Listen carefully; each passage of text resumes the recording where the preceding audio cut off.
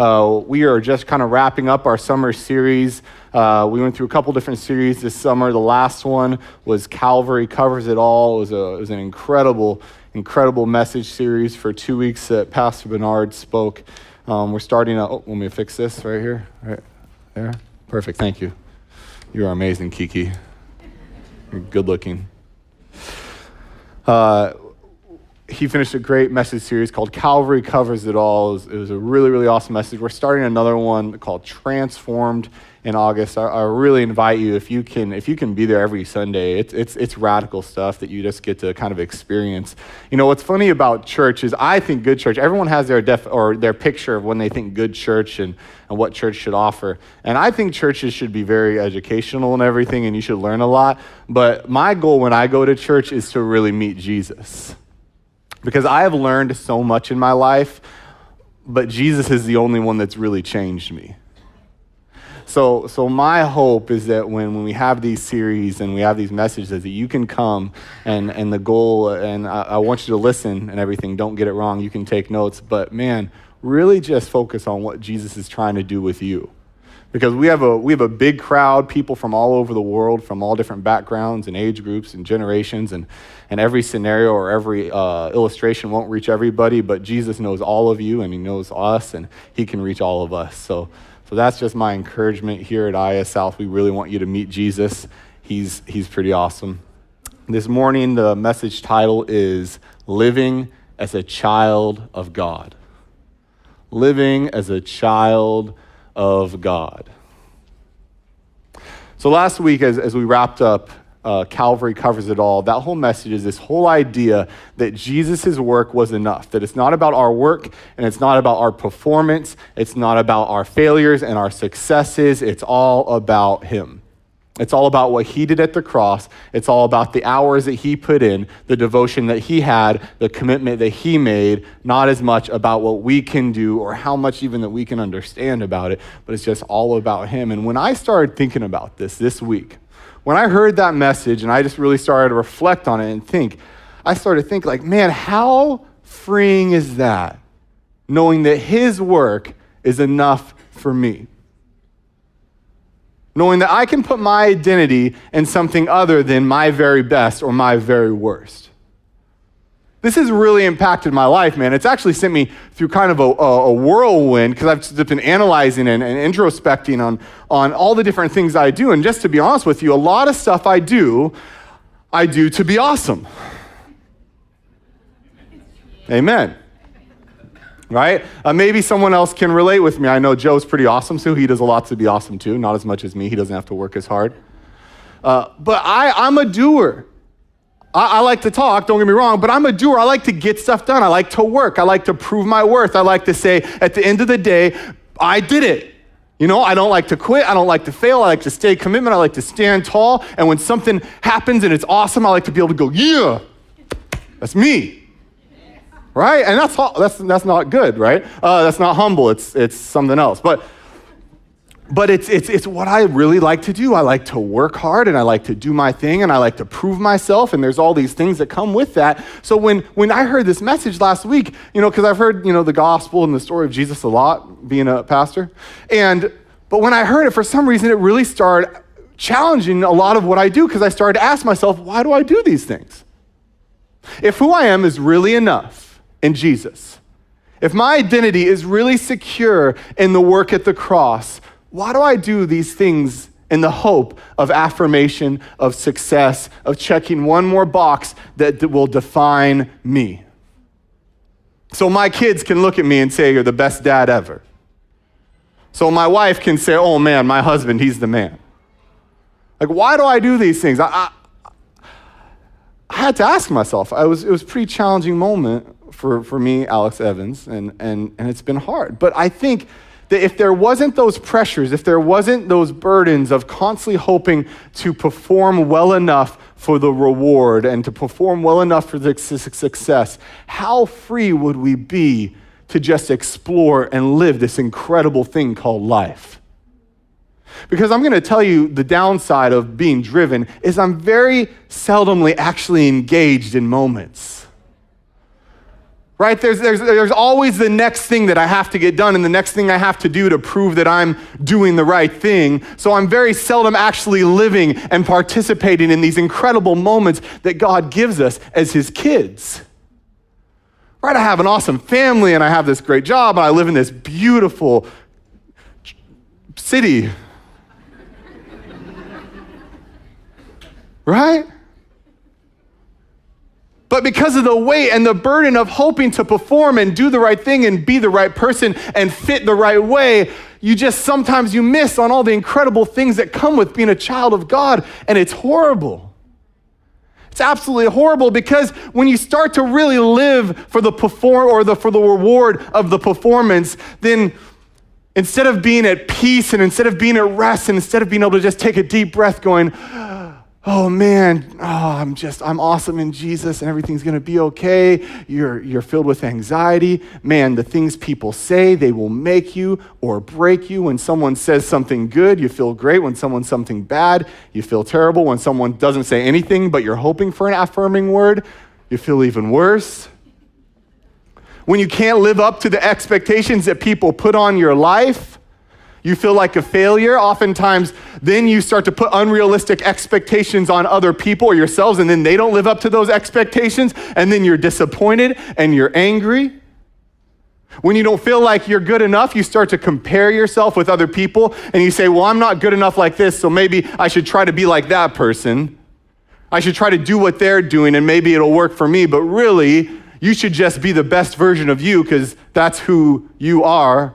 That's what Jesus created you to be, and Jesus created them to be them, but we get caught up in comparison and we think, like, maybe my life would be better, maybe there would be less chaos and less anxiety and less stress and less fear and less anger if I could just do what they're doing and live like they're living. Right? And it's literally an incredible storm of stress and weight and not the life we were created to live as his kids. So for me this week, man, I have been processing, I have been chewing. What does it really look like to be a child of God? Because the other life that I'm talking about, not being a child of God, feels a lot like being a slave. I feel very little freedom to be who I am when other people and other things and other circumstances are dictating me. Where the way I feel is dictated by this thing over here, and my stress at night going to bed is dictated by this, and my emotions and my feelings and my responses are dictated by what this person says, rather than being dictated by my Father who absolutely loves me and is so proud of me. I don't want to be a slave.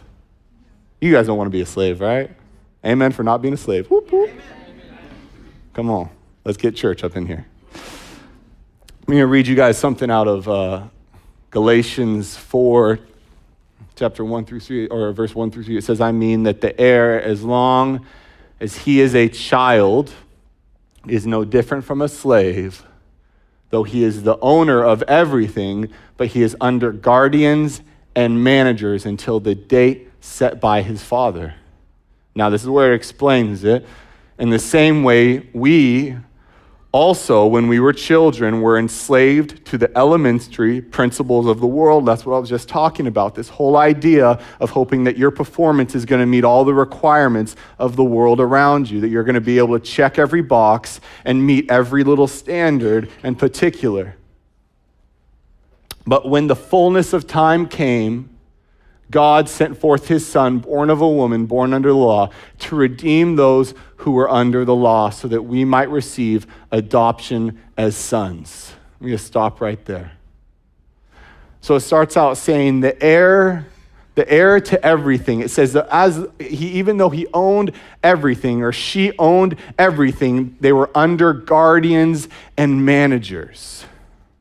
Guardians and managers. Let me tell you what guardians and managers do. Guardians and managers, it's their job to make sure you do what you're supposed to do. They're all about the do. Guardians and managers are all about their do. They're all about do this, don't do that. And when you don't do that, they remind you that you didn't do that and that you should do this. And when you're looking at what to do, they say, do this. And then when you've done that, they say, okay, now do this, and continue to do and continue to do and do and do. And hopefully you'll find peace in doing. But really, it's impossible to find peace in doing, because gardens and managers will never help you actually have identity and security. And that's where you're going to find your peace. But they'll always point you at what you're supposed to do or where you failed trying to do. But then it says that Jesus came under the law, and he gave his life that we would be adopted as sons. So now we don't have to strive to do, we can be sons of God, daughters of God. So the striving and the anxiousness and the uncertainties that we all face every single day. I was thinking when I was worshiping, I'm going to talk about brokenness in our lives. I'm talking to myself, by the way, so I should have put quotes, like quotes. This is Alex thinking in worship. I was thinking about, okay, I'm going to go up there, I'm going to talk about brokenness in our life. I'm like, what if there's some people in our church that don't have any areas of brokenness in their life? They won't be able to relate to that. But then I thought, if they don't have any areas of brokenness in their life, then they are more broken than they know, than we know. Because when our life is all together, there's kids starving and dying in the street, and we should be broken about that. And when everything seems peaceful on this side of the fence, the people on that side of the fence might be dying and hurting. All right, so there's enough brokenness for all of us. Hallelujah. So when we're in this broken world where we're trying to do and work and hope that we can get the reward that is coming, there's always going to be something that is disappointing us. There's always going to be an unfulfilled expectation. There's always going to be something that we worked for and we invested in, we gave our time and our money and our energy into that didn't turn out how we were supposed to or how it was supposed to turn out. And when we put our identity in those things, then our identity will be kind of in the same scenario, in the same boat. It'll be shaken and inconsistent. We'll feel this fear and anxiety. It will shake up every part of who we are if we let it. And that's what the law will do. See, the guardian and the managers in this verse is referring to the law, and the law will point to what we should do, what we should have done, and where we failed. But God our Father, like I said, is pointing to who we are. So even in our failure, he's not reminding us of our failure. He's reminding us of who we are. So even the things we don't understand and in the uncertainties, it doesn't shake us up that much because at least we can remember who we are. We are his children. We are children of God. All right, so the more I was just meditating and gnawing on this thought, ended up where really it's not even much as about us as the children. It's more about him as the Father. Because for us to be able to have security and certainty in this idea of being children of God, our God and our Father has to be a pretty awesome God and Father. It's more about who he is and what he can do than who we are and what we can do. Right? Kids, when they're secure and they're safe and they're comfortable, it's all about the dad. It's all about the mommy and daddy. But in this situation, we're talking about the dad. It's all about the father and the security he can provide and the safety he can provide. So I started thinking, like, man, I really want to explore what this whole idea of being a father looks like, a godly father. What does that look like? So I was going to interview the best dad I know, but I thought it'd be weird if I interviewed myself in third person. So I found this other guy I know, and his name is Agung.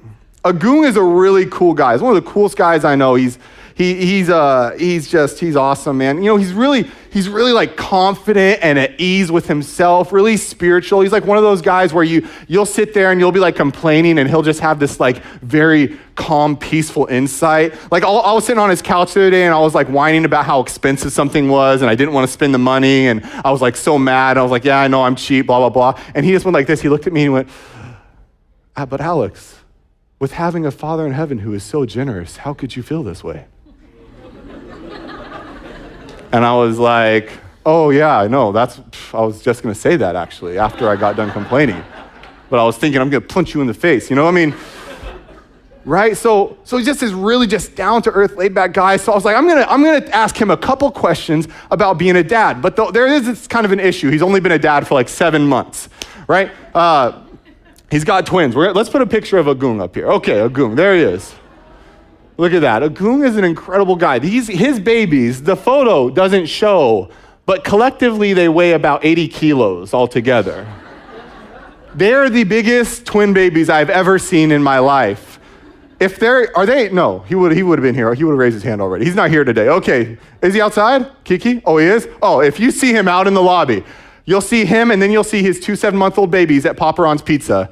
And they will be getting pizza and then they'll go to the Bubur Ayam and they are healthy girl and boy, little Mel and Joel. And they're great kids, but he fathers with such peace. So I wanted to kind of get his perspective on being a dad, because like I was saying, I think the whole idea of being a child of God has a lot to do with how we see our Father, with how we see our Father in heaven and who he is to us.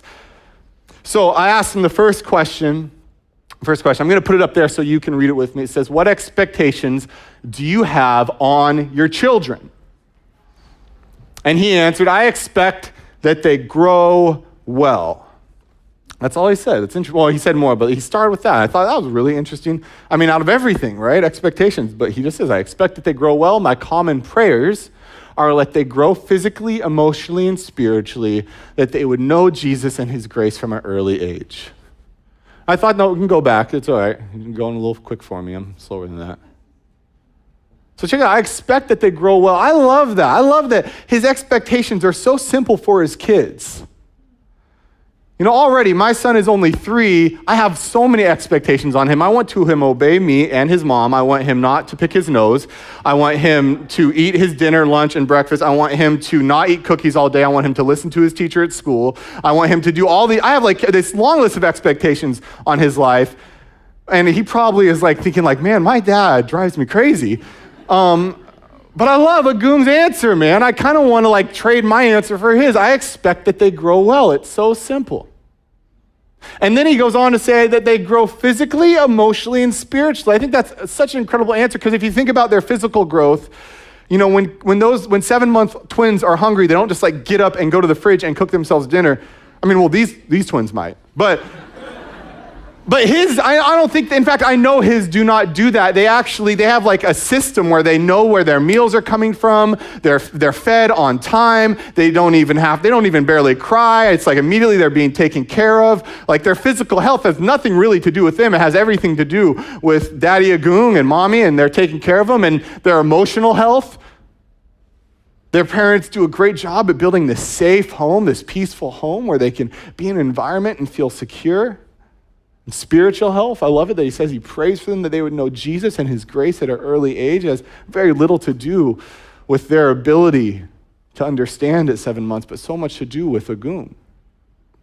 Then we go to number 2. It says, I asked him this, is why do you love them, right?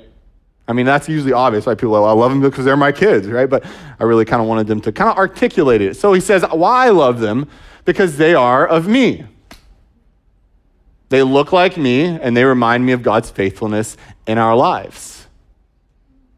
It's a great answer. You just look at them, and you see a miniature version of yourself, and you're like, how could I not love them? They look like me. Right? I mean, it's say what you will, but it's kind of true, right? It's beautiful. All right.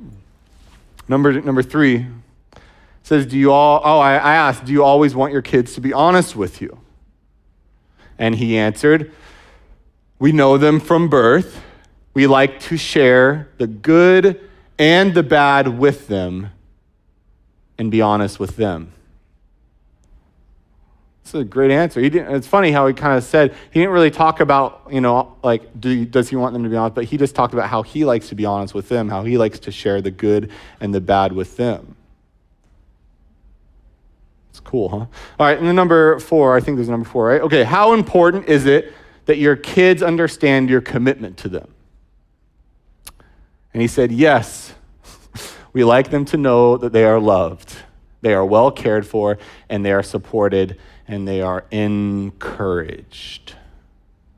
See, what I love about these answers, and it's as soon as he answered all of them, I just looked at all of them, and I felt like Jesus, and I was happy, and I was like, these are great answers, and I thought, man, way to go, Agung, you played right into my web of sermon illustration. This is really good because, if you notice that every single one of his answers has so little to do with them and so much to do with him. And us being children of God, we really think that we have to be a certain way and do a certain thing and act a certain. It has so little to do with us and have so much to do with him. His love for us is so big. His commitment to us is so huge. His desire to communicate with us and be honest with us and share in our lives and share in the bad and share in the good. It has so much to do with him and how incredible of a Father he is. Incredible God that he is. So there's three things that I really believe. Actually, I think that when you really explore this truth, when we really allow the Spirit of God to just illuminate what this means to your life, what it means to everything you do and everything you think, it'll change everything. It'll absolutely change everything. But I'm just going to pick out three things today. Three things that I believe you'll start to see in your life when you start to really believe in what it means to be a child of God. Just three things. The first one is communication. Communication, it goes both ways, how you communicate and how you receive communication. Actually, all three, by the way, start with a C. I did that on purpose, so it would be easy for you to remember them. I work really hard on these sermons. Communication. Communication, how we receive communication and how we communicate. Because communication is a big deal. When you don't have confidence or health in your communication, often it can feel like your every word, you have to be so strategic. There's so much energy and so much effort put into what you say and how you say it. You can feel like you're walking through a minefield sometimes. Have you ever felt that way when you're communicating with people? Or they have this saying, walking on eggshells. Have you guys ever heard that? Like just tiptoeing, like hoping that you're not going to say the wrong thing, because if you say the wrong thing, then it could get interpreted as being even worse. But even if you say the right thing, sometimes it could get interpreted with being bad. And then someone might say something that you may not understand because you're like on defense mode because you are expecting that they're going to react to the negative thing that you said. It's a sticky mess, man, communication. Right? And we feel this pressure to do it perfectly, and we can't really be honest all the time, because how could we actually be honest about how we feel? Oftentimes our feelings are kind of overwhelming, right? Sometimes we feel in ways that we know we shouldn't feel, so we can never let them out of our mouths out loud. And then we can't really receive anything because people's words make us and break us, and what people say can hurt us. You can get in a fight or an argument in the morning, and the rest of your day is just in this tailspin, man. You get an email or an SMS that you read with the wrong tone, your life is ruined. It's like, what does she mean? No, I'm just joking. I don't know why I did a girl's voice. Guys do that too. No, but for real, like, man, this messes with me so bad, because like I work at this church called IA South. It's an incredible place, and we have so many different mixed personalities on our staff, all working together on all these same projects. And my issue, I'm going to hit pause for a second. I'm going to be transparent with you guys and honest. I am not creative. I'm very driven. I am not sensitive. I'm emotional, but not sensitive. I don't know how that works, or maybe I'm just a jerk. I'm not sure if I'm not sensitive or I'm just a jerk. I don't know which one it is. If you ask my wife, she'd say both. So my wife is super sensitive, very creative, very out of the box, very like butterflies and flies. She does this stuff, right? This stuff, she makes things nice and beautiful, and she's not worried about time frames or other ridiculous restrictions, right? She like just wants to just design and think and dream and then cast vision. And I'm like, yeah, that's not reality. We need to do this and this and this, and I'm different. And I don't communicate well with creative people. In fact, if you're creative, you might be thinking, man, I'd love to meet Pastor Alex. You should actually think, I do not want to meet Pastor Alex, because he'd probably say something really insensitive to my creative nature. And it's true, and I struggle with this, and my wife gets mad at me often, and people on our staff that are creative, they work with me, and I don't know how. And it's just really, really, really, really hard, right? Right? And in our communication, we have to be able to be not secure in our failures of communication or successes in the way we communicate and the things we say and what other people say, but we have to find our security in something bigger than that. And when we do, man, when our security and our confidence doesn't come from all those messes, It's amazing. We can actually be honest with each other. And while we're being honest, we can also be understanding. So when people say things, we can stop and listen and not become defensive and not analyze or look past what they're saying, but really take what they're saying at face value and think. It's incredible. We don't carry this burden like we have the responsibility on our shoulders of the whole entire world. We can just share openly and honestly with the people around us. And likewise, people will feel like they can be the same way with us. It's incredible, man. It's one of the blessings when you're walking as a child of God, when you really have your identity secure in this. The next one is consistency. Consistency. In Ephesians chapter 4, I love what it says in verse 14. It says, so that we may no longer be children tossed to and fro by the waves and carried about by every wind of doctrine, by every human cunningness and craftiness and deceitful schemes. Does anybody ever feel like their life and their emotional state and their attitude and their peace is like being tossed to and fro by the waves? Right? Another one that I'm horrible at. Really, I should just record this and listen to it myself. But I am this is really, really hard, man. But sometimes things that happen in our life, we think that they just affect this small part of our life, but they cause everything to kind of shift. Just like when a wave hits the side of a ship and the ship turns and everything on the boat is just shifted because of that one wave. I remember when before I got married, I lived in Los Angeles and I used to surf every single day. And the worst feeling was being caught up in a rip tide or a rip curl, and you're getting pulled out from where you want to be, and you feel like you're perfectly secure in the position you want to be, ready to catch that wave, and you're paddling, and all of a sudden you get stuck, and you look around, and you're like, man, how did I get way over here? How did I end up in this place that I am? And you're trying to fight it to get back to where you need to be, but you feel absolutely out of control. I hated it so much when I would be surfing, and I hate it so much when it happens emotionally to me now. That I'm just inconsistent, that I feel inconsistent, that people don't really know what to expect from me. The people around me, the people I work with, they got to deal with it. They got to, oh man, I don't know if Alex is going to be in a good mood or a bad mood. If you live with someone like that, if you are someone like that, I'm praying for who you live with. I pray for my wife and my kids. I feel bad that they have a dad that's so, I get in traffic in Jakarta, someone made me mad, a job didn't get finished how it was supposed to, I get a bad email, I'm upset, boom, online, California Police Department, right there, I'm gonna apply. Right, they'll give me a good salary and a gun, goodbye Jakarta. Go America, woo! Right, it's ridiculous, but that's the roller coaster that we can live in when our security and our identity is found anywhere but someone so certain like our God. But when we find our security and our identity in our God, immediately we feel this peace and consistency that just surpasses everything else in our life. All of a sudden, it's just so much bigger. The storms that were so big that shook us so much seem so much smaller, and we can take a deep breath. And we can know, you know what? Everything else might not be okay, but I'm okay in Him.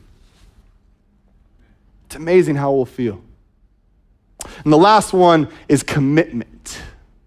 Commitment. Told you, all three C's. There you go. For you note takers, you guys love that. Commitment. When they say when babies are 0 to 6 months, that's when they actually learn trust and commitment. It's one of the first things they learn, and they learn that by doing what? They cry and they get a response. They poop and they get a response. They whine and they get a response. They do all the natural things that they're supposed to do and they get a response. So they learn that they can trust whoever's committed to them. Whoever's there to care for them, they can trust in that. So this is when their body and their heart, they start to identify, their brain starts to identify, oh, this is what commitment is. This is what trust is. All right, but the crazy thing is we live in an imperfect world with imperfect people and brokenness all around us, just like we talked about earlier. So sometimes where we learn trust isn't the best place to learn trust. And the people that we think should be committed to us don't end up fulfilling the commitment. Sometimes we drop the ball and we can't commit to other people when we think we can commit to other people. We make promises that we can't fulfill. I remember when I was 19, I was dating Janae. We were out to dinner. I looked at her and I said, baby, I will never hurt you.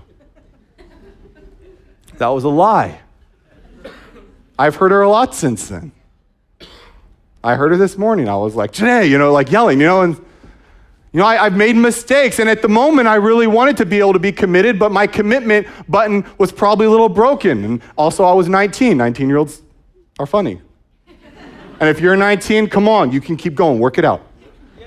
Don't give up, right? It's like, the best is yet to come. But check this out. So in our commitment with things and people, we don't always have the good models, and we don't always feel like we're equipped to keep our commitments and live out our commitments, and things get in the way. But I would challenge us as children of God to be a student of his commitment to us. Because there's absolutely no better place to learn what commitment looks like than from our God. And when we start, and Didi, you can come up. Not Didi Megumi, you can come up. She's going to play some commitment keys. Bow, bow, bow. Check it out. When we begin to be a good student of God's commitment to us, we get a better picture of what it can look like potentially for us in our commitment. And then eventually, what can happen is even when we're committed to people who we don't want to be committed to anymore, or committed to things that aren't as comfortable even more, we realize that our commitment isn't really to them anyway, it's to God. So husbands, you can be good husbands because you're committed to God. And wives, you could be good wives because you're committed to God. And you could be good parents because you're committed to God. And you could be good sons and daughters because you're committed to God, and good friends and good employees and good brothers and good sisters because you're committed to God, because he's shown you how much he's committed. And I'm going to tell you how much he's committed right now. Check this out. Long, long time ago, before you were born or the world existed, God was thinking about us. And he knew everything about us, but just so you know. He knew every thought we would think, and every time we would fail, and every success we would have, and every temptation we would face, and every challenge, and every bad move. He knew it all. That's the cool thing about being God. He knows everything. And he knew the worst of the worst. He knew the genocides that we would do as a human race, and the persecutions, and the broken hearts, and the divorce, and the affair, and the abuse. He knew everything, man. And he still made Adam, and he still made Eve. He breathed life into their lungs because he didn't see it as too big of a commitment. He literally said to himself, I can commit to them. Because I can know once they finally wake up and realize who they are, that they're my sons and they're my daughters, that they can have peace in me, that they can have satisfaction in me. They don't have to search for it, or work for it, or cheat for it. They can find it in me. He knew it'd all be worth it. And that's his relationship with us. That's what Jesus bought when he went to the cross. He bought our adoption so we would be sons and daughters and have a relationship with our Father. And with relationship with our Father, this is the life that we can live. We can communicate honestly, and we can share in the good times and the bad times with our Father God and with each other. And we can be consistent. We don't have to worry about being tossed to and fro and back and forth, worrying or fear or anxiety of certainty of what the next good thing is going to come from, because we can find rest in knowing that our Father is always there for us and will give us everything we need, and we can always rely on his commitment because he hasn't given up yet. Come on. It says, I will never leave you or forsake you. In Isaiah 42, it says, I will take you by the hand and I will keep you. What a great dad. I'm just going to pray for us right now, and we can bow our head. And Lord, I thank you so much, God, for how great of a Father you are. Lord, that when everything around us can seem uncertain, you're not. You are absolutely certain. Jesus, I just ask that if any of us in this room, we hear what it can look like to be a child of God, and we don't feel like we're there right now, but we want to be there. Give us courage right now to say the words, to speak them out, to say, I want to be your child, God. I want to be adopted in through Jesus Christ. I don't want to live this life tossed to and fro with anger and frustration and anxiety and brokenness. That story gets old but I just want to find peace and security in you. So Father, I just ask that you would continue to show us what this means. Reveal us to our head and our hearts what it means to be your child, Lord, as we go on through the rest of our week. Everywhere we go, every place we find ourselves, would we remember that you are with us, that you are there leading us, you are taking us by the hand as our daddy, that you